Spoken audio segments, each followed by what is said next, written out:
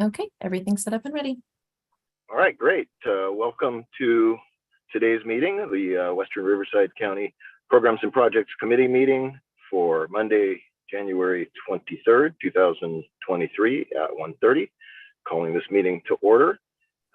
This is a Zoom-in meeting, and we will go ahead and start with roll call. Madam Clerk.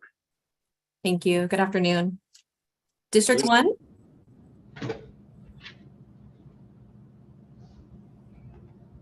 District 1? District 2? I'm here. Banning? Corona? Present. Eastvale? Present. Hemet? I am here. Karupa Valley? I'm here. Menifee? Menifee's here. Norco? Norco's here. Paris? Here. Riverside? Here. Wildemar? Here. Thank you. We do have a quorum. Wonderful. Would you like to go over housekeeping, please? Sure. Thank you for participating in our remote meeting. We will do our best to facilitate a smooth meeting with public participation. Before we begin, I'd like to review some guidelines and general instructions for the meeting. Please silence your other communication devices, such as your cell or desk phone. This will ensure that we are not hearing any feedback or causing interruption during the meeting. After each agenda item, the chair will announce public comment. For those participating on Zoom, if you would like to make public comment, on the Zoom screen, please click on the raise hand button. If you're using Zoom on your smartphone, tap on your screen, look for the more option, and then the raise hand button on the screen. For those who are calling in using the phone line only, you can dial *9 on your keypad to signal that you would like to comment. Thank you. Thank you for the housekeeping. Next is going to be the Pledge of Allegiance. How about Mr. Hoffman? Would you like to lead us in the pledge? All righty, please.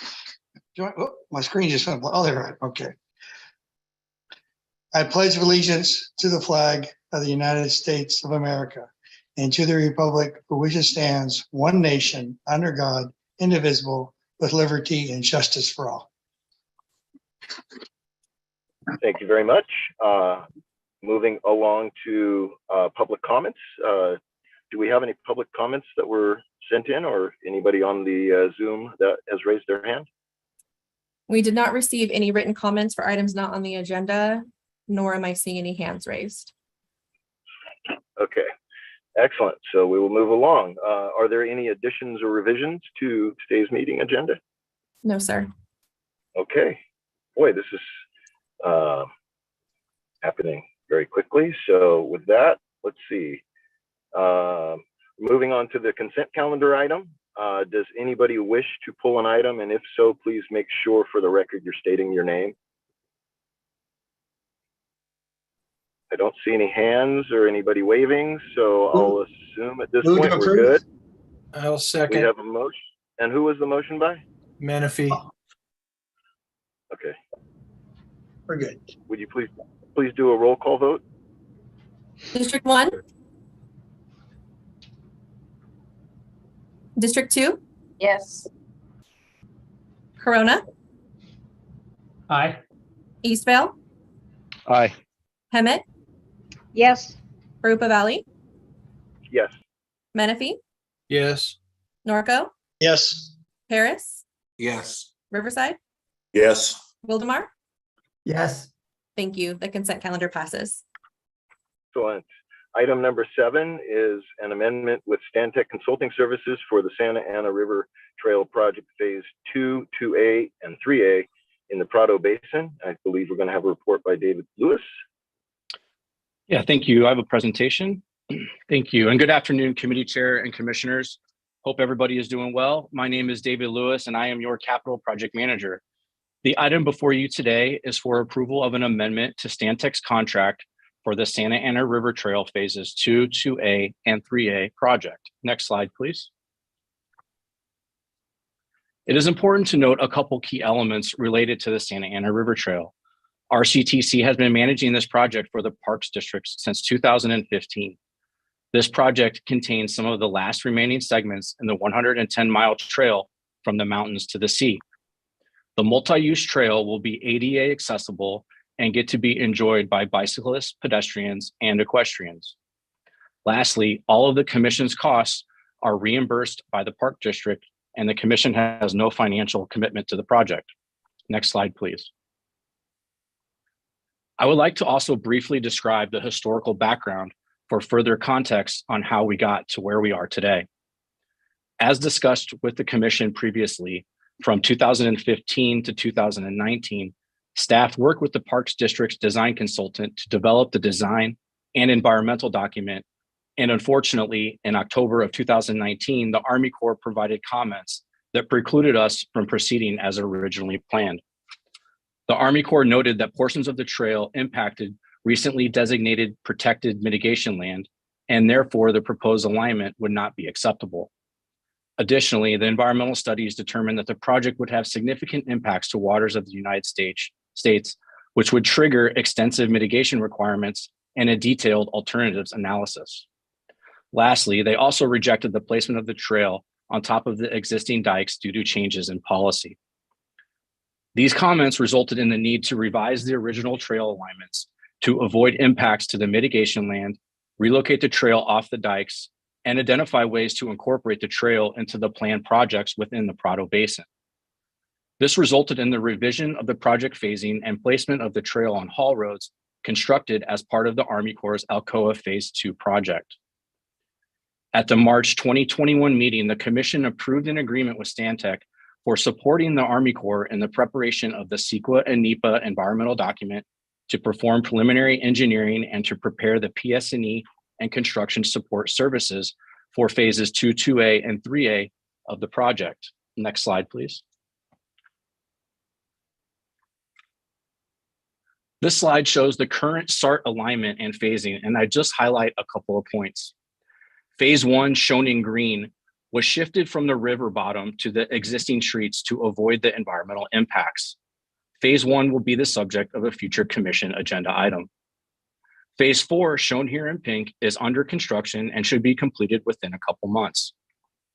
Phase 2, 2A, and 3A are the subject of this item and will complete the trail to the Prado Dam spillway. Phases 3 and 3B require additional coordination on how best to cross the spillway channel. We are working with the Army Corps and Parks District on these phases, and they will be the subject of a future agenda item. Next slide, please. Stantec's original scope of work that the commission approved in March 2021 identified Stantec as supporting the Army Corps in preparation of the CEQA NEPA documents, trail design, and engineering. Before project kickoff, staff even shared Stantec's scope of work with the Army Corps staff, and the agencies agreed on their respective scopes of work. As the project progressed, it was apparent that the Army Corps did not have the necessary environmental staff or capacity to manage or execute their project scope. In January of 2022, Amendment Number 1 was issued to Stantec to perform the necessary surveys to support the biological resources and protocol of federally listed bird surveys and administrative matters. This amendment was issued in the amount of around $48,000 using available contingency funds. To ensure the project remained on track and would deliver the necessary environmental documents, staff worked with Stantec and Army Corps staff on having Stantec provide additional assistance to the Corps with environmental compliance, project management, technical analysis, report preparation, and coordination with the resource agencies. The resulting benefit of this expanded assistance to the project is that a majority of the tasks and project are nearing completion. This additional effort was not anticipated by staff or Stantec at the start of the project and was addressed by reallocating budget from future tasks. As the project moves into the public circulation component of the environmental document, which is anticipated to be in the February-March 2023, the Army Corps will require assistance in the preparation of response to comments and required documents, such as a mitigation monitoring reporting program and the environmental commitments. Due to limited staff capacity with the Army Corps, staff will need to assist, Stantec and staff will need to assist in the preparation of these final documents. This amendment requests additional budget for ongoing coordination and meetings with the various project stakeholders, subconsultants, technical specialists, and the design staff. The original contract anticipated an approximately 14-month design and permitting duration, working through all the regulatory permitting in coordination with the Army Corps for review of the technical studies, environmental document, the design plans, and the contract documents. The current estimated completion is now 24 months. Staff reviewed the proposed costs with the Park District, and they concur with the recommendations included in the staff report. Next slide, please. Staff recommends approval of amendment number 2 to Stantec to cover the additional scope based on the final negotiated scope and cost of around $468,000, plus a contingency amount of $47,000 for an additional amount of around $515,000, and the total authorized amount not to exceed around $1.3 million. Next slide, please. This concludes my presentation. I'm happy to answer any questions, and thank you for your time today. Excellent report. I see Ted Hoffman, so you can start, and go ahead and please raise your hand if you have questions. Put you in the queue. Thank you, Mr. Chairman, Brian. Hey, on this thing, and we talked about this before, and I don't know if they've changed it. In phase 2, they still have the equestrians, the bicyclists, and the pedestrians all crossing down from Corridon to Rincon. Is that correct? Yes, that is correct. That is due to us changing the alignment due to the environmental impacts and the mitigation land around that area. Okay. Did they widen that any with a buffer? No, I don't think it's widened at all. I think it's around 10 feet. We really have a limited space there. It's really a pinch point, I would say, in the project.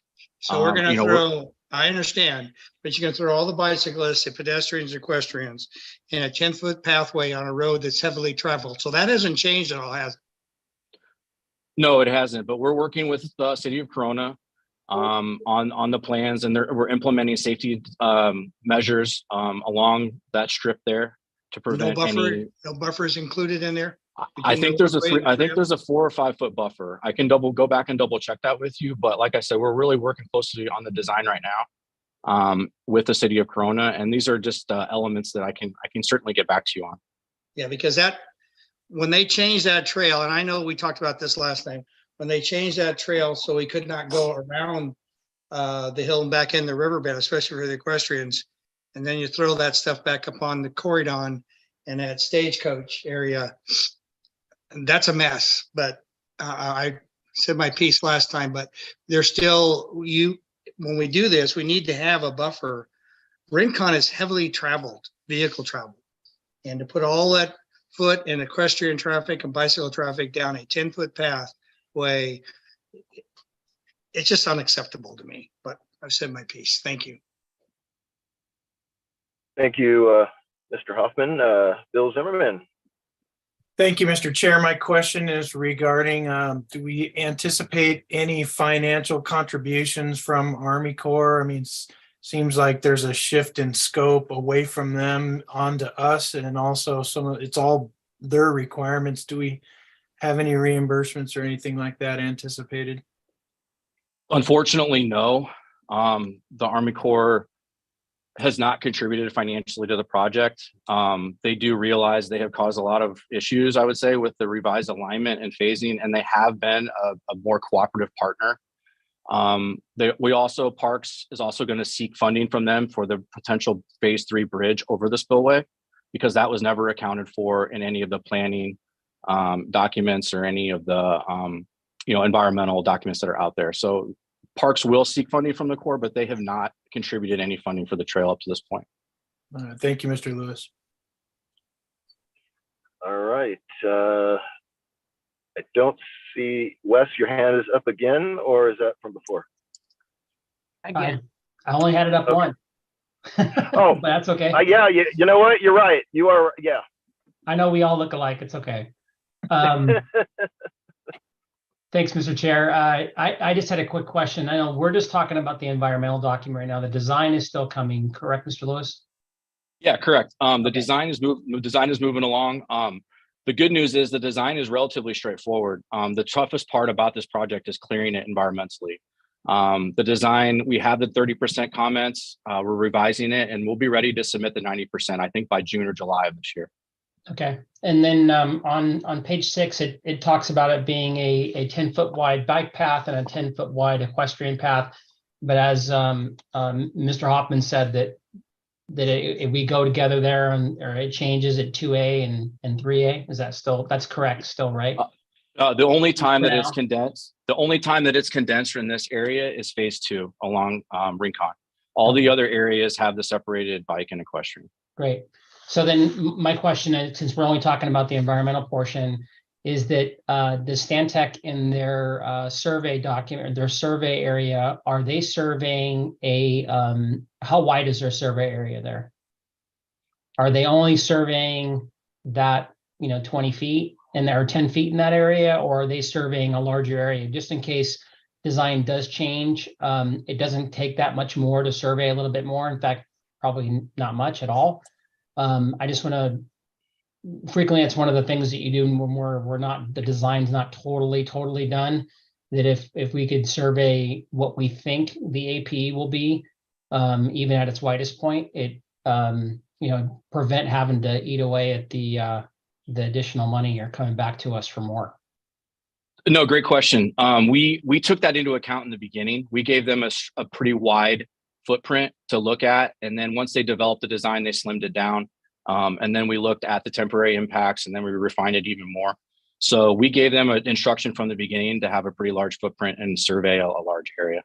Okay, so what we're providing for today, it won't be impacted and we won't have to go back out and do any additional studies or anything else if the design width changes. No, that is the current plan. Perfect. Okay, that's all I want to know. Thank you. Good questions. Is there anybody else that wanted to weigh in on this?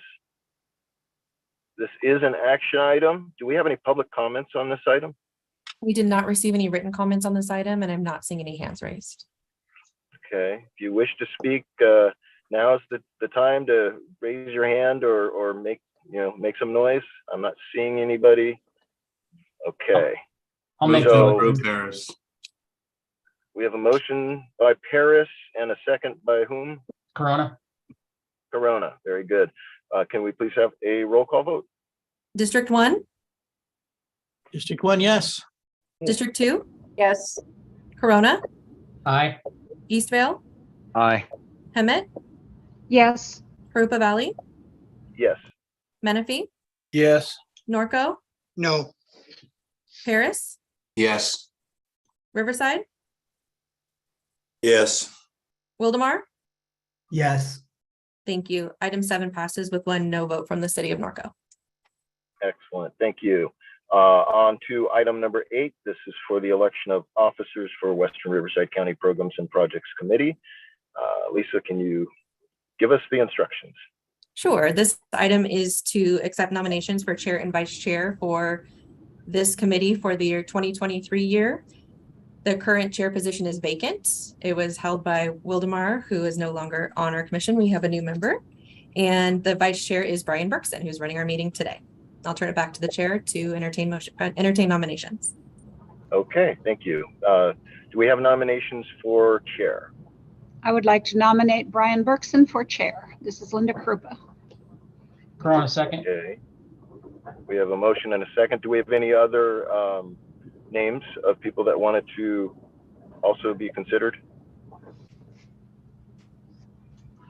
Hearing none, seeing none, we'll go ahead and do we do this together or separate? We can do whatever you prefer. Well, since it's roll call, we'll go ahead and just do one vote. So who would like to be next vice chair? Any hands waving? Any interest specifically by somebody? Maybe Wes Speak is his microphone is the first to go off mute. So I was saying the silence is deafening, but yeah. sure, why I'd like not? to nominate Wes Speak. Thank you, sir. I'll second We have that. a motion and a second for Wes Speak. So taking both of those into account, the motion is for Brian Berkson as chair and Wes Speak as vice chair. May we please have a roll call vote? District 1, Yes. District 2, Yes. Corona, Aye. Eastvale, Aye. Hemet, Yes. Karupa Valley, Yes. Menifee, Yes. Norco, Yes. Harris, Yes. Riverside, Aye. Wildemar. Yes. Thank you. The item does pass. We Excellent. have a new chair and vice chair. Congratulations to Commissioners Bergson and Speak. Thank you. You both. Thank you for your trust and support, and congratulations, West, as well. Off to item number 9, Executive Director Report. Ann, do you have any good news for us? I think that I do. The 7191 groundbreaking event was held on Thursday. It was a really great event. We had good turnout. And so it was fun to be able to have an event in person. We had our neighboring partners from Orange County and San Bernardino County join as well. Thank you to Supervisor Spiegel for being an MC, and Commissioner Speak was one of the speakers. So thank you both for participating in that program. It was a really good turnout. A lot of people are pretty excited about that project, and we are excited about it as well because it's been in the works for a very, very, very long time. And so we're glad to be at this point in the project. This weekend on the 91 in Corona, we have a 55-hour closure for work on the 91 refresh project, westbound pavement, as well as for the 1591 Express Lane Connector project. Both projects have combined their workload into one weekend so we can get in and get out as quickly as possible. There'll be some false work removal for the 1591 Express Lane Connector. We are doing, we started outreach last week. We've got an active social media campaign. We have a virtual press conference coming up. Some of you may have noticed we have a lot of the news stations in Los Angeles very much interested in work that we're doing. Last week for the 7191, we had Channel 4, Channel 7, Channel 11, and Telemundo all run stories on the 7191. And we expect there to be more stories, news stories for this weekend's 55-hour closure. And then finally, the commission workshop is next week, February 2nd and 3rd. It starts at 1 p.m. in the afternoon on February 2nd at the Renaissance Palm Springs. Will be done by about 11:30, 11:45 on Friday the 3rd. The workshop agenda will be going out probably by the end of the day, Wednesday, first thing in the morning on Thursday. So stay tuned for the workshop. For those of you who are new commissioners who haven't participated in the past, we haven't had a workshop in 3 years. So our last one was in 2020. The workshop is an opportunity for commissioners to not only hear some interesting information about innovation in transportation, but also a key opportunity for the commissioners to have conversations about priorities, policy issues, and to be able to provide staff with direction on priorities for the coming year. So we look forward to seeing you all there. Thank you. That completes my report. Thank you. Looks like we have a couple possible questions for you, Ann, starting with Joseph. All right. Well, first on the workshop, I'm sorry that I won't be able to make it because the League of California Cities has something at the same time for new mayors and stuff. So that's a shame. But can you give me a little more information on the 55-hour closure? Like how is it, like some lanes are closed? You can still, I'm planning on going to Garden Grove on the weekend. Should I go a different way? And then the last part is, will there be like a shareable flyer that we can distribute? Yes, you should go another way. And yes, we can share the details. So immediately following this meeting, we will send out some detailed information for you. So you not only have details on the 55-hour closure, but also something that you can share with your constituents. Excellent. And then Wes, did you have a question as well? Yeah, just really quick. I wanted to do my best Yogi Berra impression and say this is like deja vu all over again.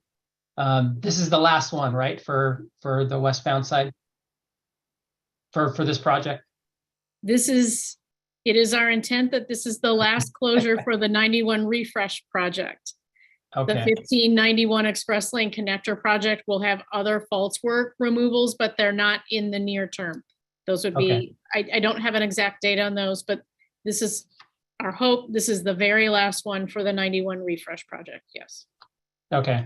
Yeah, I keep getting asked and I just want to make sure I have the last or the most recent information. But yeah, thank you. And yeah, I agree. The 9171, it was great to see so many of our partners from all the different, it's kind of a fun area because you step a few hundred feet one direction, you're in Orange County and in San Bernardino County or in Chino Hills or in Yorba Linda. And it was fun to see everybody out there and everybody excited about getting that project started. So again, thanks again for the invite.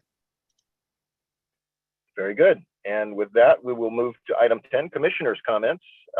Any commissioners having anything on their mind? Quiet bunch today. All right. With that, we will move to adjournment. And at 1:56, we will adjourn until the next meeting, which is Monday, February 27th, 2023. Thank you so much for attending today. Thank you. Have a Thank good you. week.